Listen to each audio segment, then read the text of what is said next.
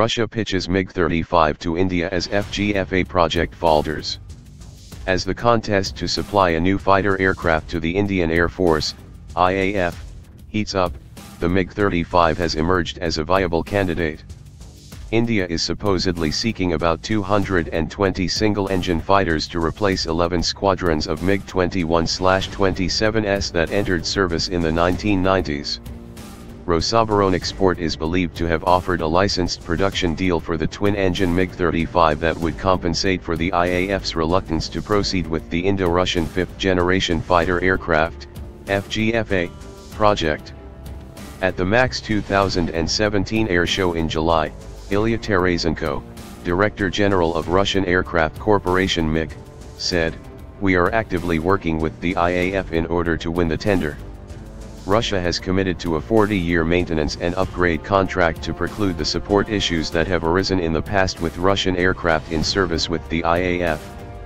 Meanwhile, also at MAX, Sergei Kemezov, CEO of the Rostec State Corporation, told reporters that a decision on the design and development of the FGFA would be made in the nearest future. He did not provide a timeline for the project, a version of Russia's Sukhoi T-50, which has been under discussion between the two countries for the past decade. According to an Indian defense official, the MiG-35 is 25% cheaper than rival candidates for the IAF requirement, has an AESA radar, has commonality with the fleet, and being in the light to medium category enables it to land in the same airfields that the indigenous light combat aircraft does. If the FGFA does not go through, Russia will have to be compensated, and this is the only contract left at the moment. If the MiG-35 is chosen, it would likely be built at the Nashik facility of Hindustan Aeronautics Ltd, HAL.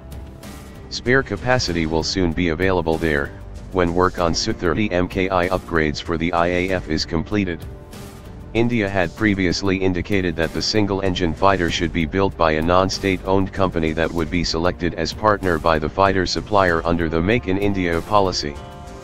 But Acting Defence Minister Arun Jaitley said last month while inaugurating HAL's light combat helicopter facility, public sector work culture and performance have the highest standards of professionalism, making it clear that HAL was not ruled out of the fighter contest.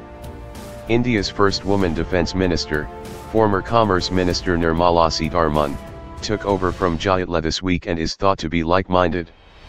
Lockheed Martin is expected to bid the F-16 Block 70 for the fighter contest. The IAF needs a company that can maintain, repair and upgrade without somebody pulling the plug, Randall L. Howard, business development head for Lockheed Martin, told N. "We take a long-term view and have multiple projects in India.